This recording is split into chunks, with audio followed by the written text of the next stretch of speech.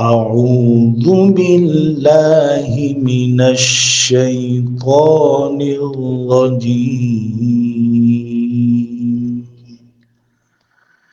بسم الله الرحمن الرحيم. قل يا أيها الكافرون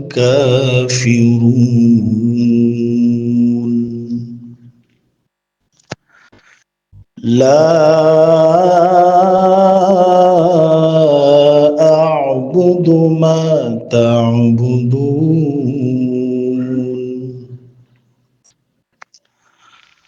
ولا أنتم عابدون ما أعبد ولا أنا عابد ما عبدتم ولا أنتم عابدون ما أعبد لكم دينكم ولي دين.